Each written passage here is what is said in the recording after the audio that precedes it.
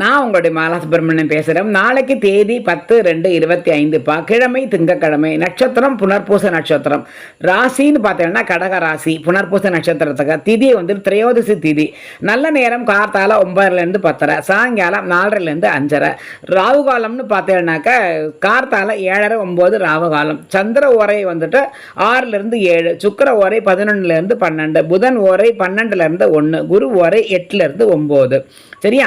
சந்திராஷ்டமம் அப்படின்னு நீங்கள் பார்த்தீங்கன்னா கேட்டரி நட்சத்திரம். எப்போவும் நான் சொல்கிற மாதிரி தான் சொல்கிறேன். கேட்டரி நட்சத்திரக்காரா அனாவசியமாக லூஸ் ஸ்டாக் பண்ண வேண்டாம்.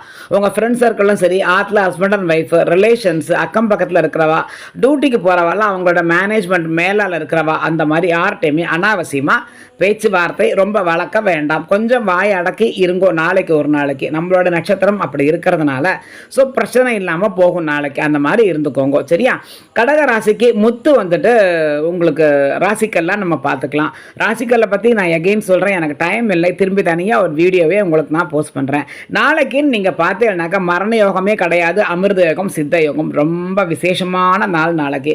கல்யாணம், காட்சி, நல்ல காரியங்கள், கிரகப்பிரவேசம், வீடு வாங்குறதோ விற்கிறதோ, நிலம் விற்கிறதோ வாங்குறது, எல்லா நல்ல காரியங்களும் நாளைக்கு பண்ணிக்கலாம்.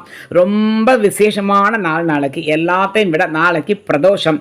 ஸோ பிரதோஷ வழிபாடு எப்படி பண்ணணுங்கிறத நான் தனியாக ஒரு வீடியோவே போடுறேன். அதை பற்றி பேசுகிறதுக்கும் நான் புண்ணியம் பண்ணிருக்கேன். இந்த வீடியோவை பார்க்குறவா கேட்குறவா எல்லாருமே நீங்கள் நன்னா புண்ணியம் பண்ணியிருக்கேன்னு தான் அர்த்தம். ஸோ நாளைக்கு சிவன் கோவிலுக்கு போகிறத தயவு பண்ணி யாருமே மறக்க வேண்டாம். சாயங்காலம் 4:30 6 தயவு பண்ணி சிவன் கோவிலுக்கு போயிடுங்கோ. அதில் சிவன் ஃபோட்டோவோ இல்லை சிவலிங்கமோ இருந்ததுன்னா ஒரு தயவு பண்ணி நெய் விளக்கு இல்லாட்டியும் பரவாயில்ல, தீபம் எண்ணெயோ இல்லை நல்லெண்ணெயோ ஊற்றி ஒரு விளக்கு பிரத்யேகமாக ஏற்றி வச்சுருங்கோ. அப்படி இன்னிவரைக்கும் ஏற்றாதவா 4 ஆரம்பிச்சிருங்கோ. பிரதோஷத்துக்கு ஒரு விளக்கு ஏற்றணும் அப்படிங்கிற மாதிரி உங்களுடைய வாழ்க்கை தரம் கண்டிப்பாக உயரும். அதாவது சோமவாரம் திங்கட்கிழமை பிரதோஷம் வருது அப்படின்னா ரொம்ப பெரிய விஷயம். நாளைக்கு அது வந்திருக்கு.